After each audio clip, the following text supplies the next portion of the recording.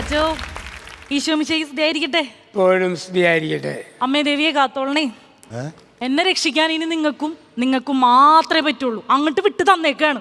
ഒന്ന് കൈയടിച്ച കൈമുക്കൂലൊന്നുമില്ലല്ലോ. ചിരിപ്പിക്കാനായി ആരെങ്കിലും വരുമെന്ന് കരുതി കാത്തിരുന്നാൽ ജീവിതം വാർദ്ധക്യം കൊണ്ടുപോകും. സ്വയം ചിരിക്കാനായി ജനിച്ചവനെന്ന് കരുതി പുഞ്ചിരിക്കുക ഷിബുദിന. ഇത്രയും പറഞ്ഞിട്ട് ചിരിക്കാൻ പറ്റാത്ത വിഷ്ണുവിന്റെ മനസ്സ്. എന്റെ പൊന്നു വിഷ്ണു, കല്യാണം കഴിഞ്ഞിട്ട് എത്ര വർഷമായി? വിഷമിക്കണ്ട, വിഷമിച്ചാ തോറ്റൂന്നാ. ദേ അപ്പുറത്തോട്ടൊന്ന് നോക്കിയേ.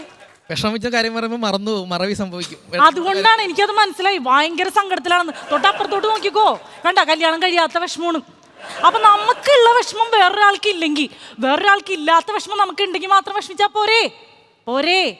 അപ്പൊ എല്ലാവരും അങ്ങോട്ട് പരസ്പരം നോക്കി ചിരിച്ചോളി. എന്താ അച്ഛോ പറഞ്ഞു?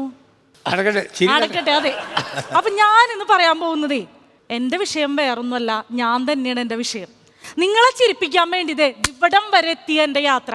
ഏത് കൊടുങ്ങല്ലൂരിന്ന് 250 ഉറുപ്പ്യ പെട്രോൾ അടിച്ച് ഇവിടം വരെ എത്തിയ യാത്രനെ കുറിച്ചല്ല, കാലചക്രമാകുന്ന എൻ്റെ ജീവിതയാത്ര. അതാണ് എൻ്റെ വിഷയം. ഞാൻ Greeshma Ramachandran, teacher by profession, artist by passion. എൻ്റെ ഈ പ്രൊഫഷനും കൈയടിച്ചോ.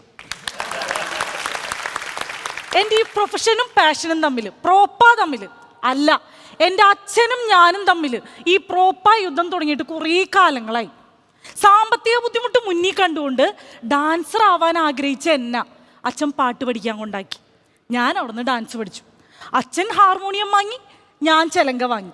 ഞാൻ കലാമണ്ഡലത്തിൽ പോകാൻ ആഗ്രഹിച്ചു. അച്ഛൻ എന്നെ കൊണ്ടുപോയി ഒരു BEd കാരിയാക്കി. എല്ലാം കഴിഞ്ഞ് അച്ഛൻ എന്നെ ഒരു ഗവൺമെൻറ് ഉദ്യോഗസ്ഥനെ കൊണ്ട് കെട്ടിക്കാൻ ആലോചിച്ചു. ഞാനൊരു കലാകാരനെ കണ്ടുപിടിച്ചങ്ങ് കെട്ടി. കാര്യം എന്താ? അങ്ങനെ ഒരു കല്യാണത്തോടെ തീരാവുന്ന പ്രശ്നങ്ങളെ എനിക്കുണ്ടായിരുന്നുള്ളൂ. ഏത്? അച്ഛോ, പിള്ളേർ അത്ര വെടിപ്പല്ല. ഇത് കഴിഞ്ഞിട്ടൊരു ക്ലാസ് കൊടുക്കേണ്ടി വരും എനിക്കും. ഞാൻ ഉദ്ദേശിച്ചത് കലാകാരിയുടെ കലാജീവിതത്തിലെ പ്രശ്നങ്ങളെ കുറിച്ചാ. അതായത് ഒരു കലാകാരനെ കെട്ടിക്കഴിഞ്ഞാൽ കലാകാരനും കലാകാരിയും കൂടി കലാജീവിതം പരിപോഷിപ്പിക്കുന്നു, കലാസൃഷ്ടികൾ രൂപപ്പെടുന്നു, കലാജീവിതം കലാമയം. പക്ഷെ കല്യാണം കഴിഞ്ഞ് കലാസൃഷ്ടികൾ രൂപപ്പെട്ടു എന്നുള്ളതല്ലാതെ ഏത്? മൂത്ത കലാസൃഷ്ടി 9, രണ്ടാമത്തെ കലാസൃഷ്ടി 7. ഒരു കലാകാരന്റെ വൈഭവേ വേറൊന്നും സംഭവിച്ചില്ല. അത് മാത്രമല്ല, കലാകാരനായ ഭർത്താവും ഗവൺമെന്റ് ഉദ്യോഗസ്ഥനായ എൻ്റെ അച്ഛനും കൂടി എന്നെ PSC കോച്ചിങ്ങിന് കൊണ്ടാക്കിയേക്കണ്. സഹിക്കോ? അവിടെയാണ് ലവൻ എൻ്റെ ജീവിതത്തിൽ ഇടപെടുന്നത്. ആര്? ഓ, അതല്ല ഞാൻ ഉദ്ദേശിച്ചത്. പ്രശസ്ത ബ്രസീലിയൻ നോവലിസ്റ്റ് പൗലോ കൊയ്ലോ. പുള്ളി എന്താണ് പറഞ്ഞേക്കണത്? നമ്മളൊരു കാര്യം ആത്മാർത്ഥമായിട്ട് ആഗ്രഹിച്ചു കഴിഞ്ഞാൽ പ്രപഞ്ചശക്തി കൂട്ടുനിന്നു. 13 വർഷത്തെ അധ്യാപന ജീവിതത്തിന് ശേഷം എൻ്റെ സ്റ്റുഡൻസ് എൻ്റെ പ്രൊഫൈൽ അയക്കുന്ന ഒരു സ്റ്റാൻഡപ്പ് കോമഡി ഷോയിലേക്ക്. നിങ്ങളൊന്ന് ആലോചിക്കണം. എൻ്റെ അധ്യാപന ജീവിതത്തെക്കുറിച്ച് എനിക്ക് തന്നെ സംശയം തോന്നിയ നിമിഷങ്ങളായിരുന്നു അത്. ഞാൻ പറഞ്ഞതിൻ്റെ കുഴപ്പമാണോ, പഠിപ്പിച്ചതിൻ്റെ കുഴപ്പമാണോ, ഇനി അവന്മാർ കേട്ടതിൻ്റെ കുഴപ്പമാണോ എന്നറിയില്ല. എന്ത് തേങ്ങയായാലും സംഗതി കോമഡി ആയിട്ടാണ് അവന്മാർക്ക് ഫീൽ ചെയ്തത്. അങ്ങനെ കോമഡി ആയിട്ട് തോന്നണമെങ്കിലേ ഏതായിരിക്കും എൻ്റെ സബ്ജക്റ്റ്? ശരിക്കുള്ളത് പറയരുത്. കാരണം ഇവന്മാരെ എനിക്ക് വിശ്വാസമില്ല അച്ചോ. ഇവന്മാരെ എൻ്റെ കണ്ടന്റ് കൊളാക്കാൻ വേണ്ടി ഇതല്ല അപ്പുറവും ചെയ്യും.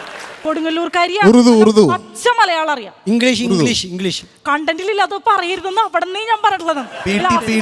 ഹിന്ദി ഹമാരാ രാഷ്ട്രഭാഷ ഹേന തോടാ സ മാലൂം. ಮಾಡಿಕೊಂಡ್ರೆ ತಾತಂದು ಪರ್ಸನಲ್ ಆಸ್ತಿ ಎಲ್ಲ ನನಗೆ ಎಂದಿಗಿದೆ. ഇനി മിണ്ടരുത്. ഇനി സംസ്കൃതമാണോ? ഇയം ആകാശവാണി സമ്പതി വാർത്താ ശ്രീയന്തം പ്രവാചക ബലരേവാനന്ദ സാഗര പണ്ഡിതയാ. ഇംഗ്ലീഷ് അടിച്ചോ, ഒന്നും നോക്കണ്ട. English. India is my country, all Indians are my. വരാനിരിക്കുന്ന ഫാൻസ് അസോസിയേഷനെ നിരാശപ്പെടുത്താൻ ഞാൻ ആഗ്രഹിക്കുന്നില്ല. I love my country and I am proud of its rich and varied heritage. That's all. എൻ്റെ സബ്ജക്റ്റ് ഫിസിക്സ്. അതുവരെ ന്യൂട്ടനെയും ഐൻസ്റ്റീനെയും പറ്റി വളരെ ആധികാരികമായിട്ട് സംസാരിച്ചിരുന്ന ഞാൻ. വിശ്വാസമില്ലേ? അല്ല, വിശ്വസിക്കണ്ട. E = mc². Every object continues in state of state island external mass applied on it.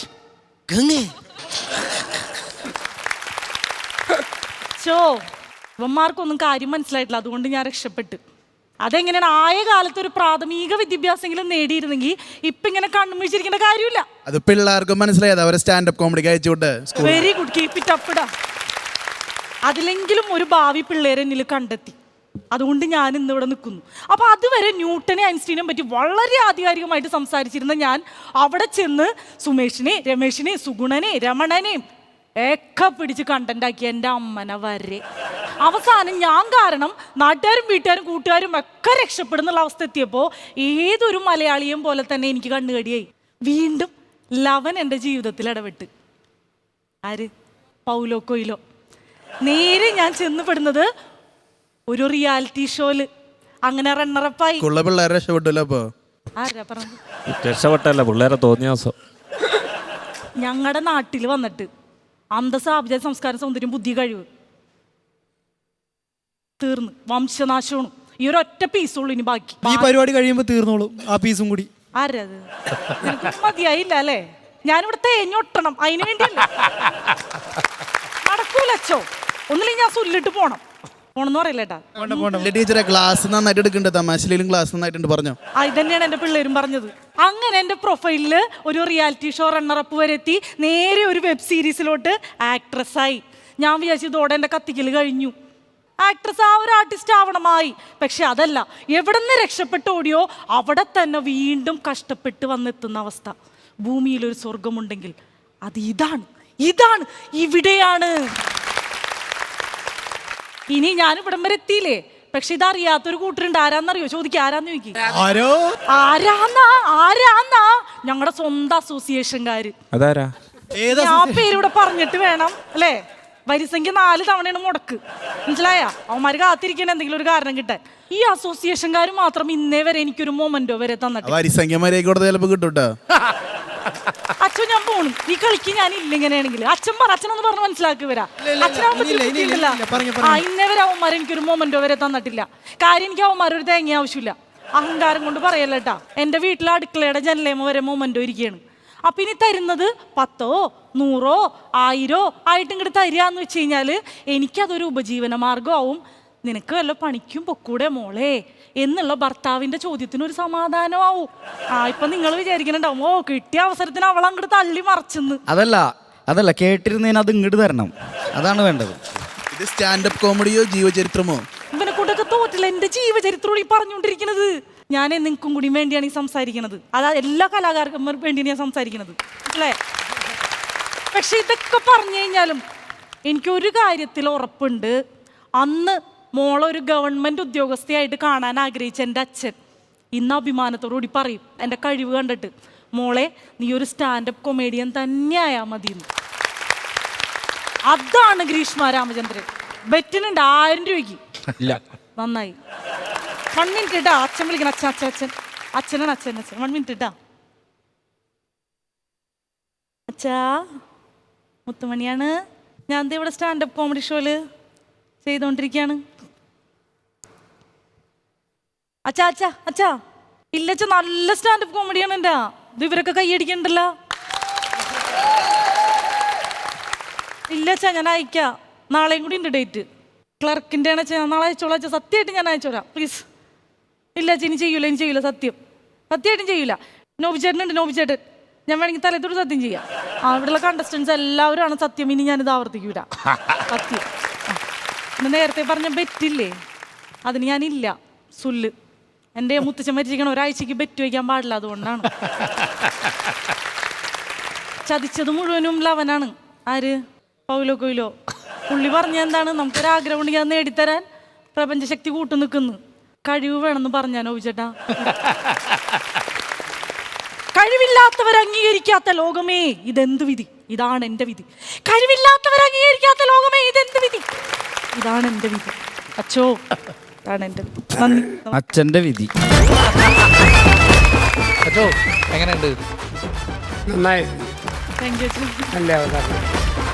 ഭയങ്കര ധൈര്യമാണ് കേട്ടോ. അതെല്ലാം പോലോക്കലാണ് കാരണം. അടിപൊളിയായിരുന്നു. ഗംഭീര പെർഫോമൻസ് ആയിരുന്നു. അടിപൊളി. അതിൻ്റെ ഇടയ്ക്ക് അച്ഛനെ വിളിച്ചിട്ട് എൻ്റെ തലയെ തൊട്ട് സത്യം ചെയ്യാന്ന് പറഞ്ഞില്ലേ, കേക്കില്ല, ഞാൻ ബിഗ് വെച്ചിരിക്കുകയാണ്. നന്നായിരുന്നു കേട്ടോ. നല്ല പ്രൂവൻ്റ് ആയിട്ട് എല്ലാം നല്ല ബൈഹാർട്ടായിട്ട് ഗംഭീരമായിട്ട് ചെയ്തു. ടീച്ചറാണോ? ആ ടീച്ചറാണ്. ആ അടിപൊളി. ഇനി സത്യത്തിൽ പറയാം എന്തിന്റെ ടീച്ചറാ? ഫിസിക്സ് ആണ് സത്യം. ആണോ? ആ കല്യാണം കഴിച്ചോ?